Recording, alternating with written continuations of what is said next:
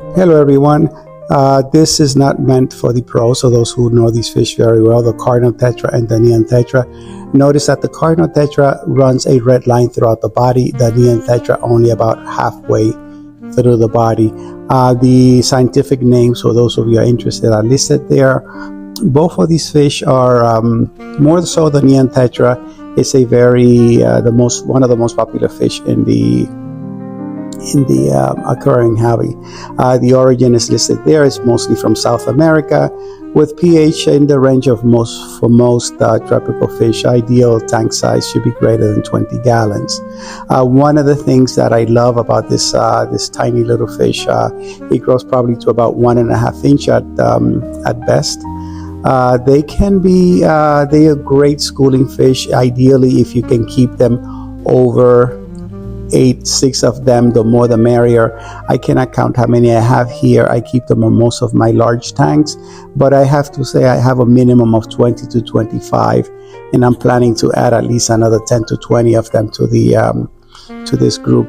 They can be a shoaling fish, where shoaling is just basically they form loose packs and they can be floating around all over the place, but they are a great schooling fish, as you can see in parts of these videos here.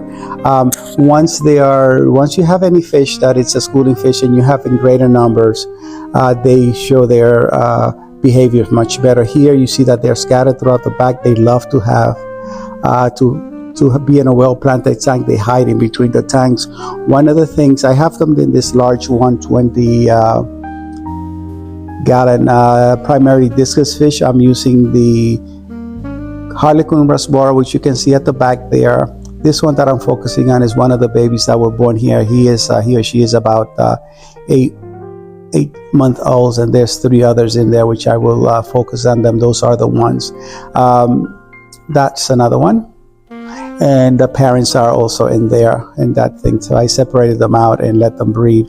So going back to you see the Harlequin rasboras right there. Those 2 discus are the 2 smaller ones. The Harlequin rasboras and the Cardinals, I keep them as dither fish. Dither fish, for those who you don't know, they're usually smaller fish that kind of encourage shyer fish to come out. If they're in hiding or they shy, they say, if these little guys are around, then I can be out there. There's no predators or no danger. You can see their schooling behavior in this little clip here. I have to tell you that out of all the fish that I keep, I love all my fish and I really enjoy all of them. I've chosen them for specific reasons, any type. But I can tell you something, that all the discus is a very sought after fish and it has a lot of wow factor to it. But I can tell you that most people that come in, they say, oh, I like those little ones with the iridescent green and then the bright red colors. I prefer the Cardinals. I do not keep any neons. I prefer the complete red line. I love red and I love blue in fish. And I keep the Cardinal. They tend to be a little bit more expensive. In the US, you can probably get a neon for about $3.50. Cardinal anywhere from $3 to $4, depending where you buy them. This is a 60-gallon community tank. There are a bunch of mixed barbs there, 2 larger geophagus and 2 angels. You can see some at the back. They're more, they're more on the shoaling grouping stage there. I don't have a large group as I do as in the other one, but I do intend to add more. I have some in order that are pending arrival, and I will be adding them to both tanks. As I said, this is a beautiful little fish. If you have not kept them, I suggest that you do either this or the neon version, whatever you prefer or is available in your area. But they are truly a nice little amazing fish.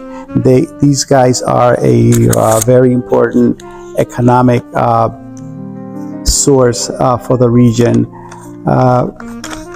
Most of them that you find in the hobby are imported in.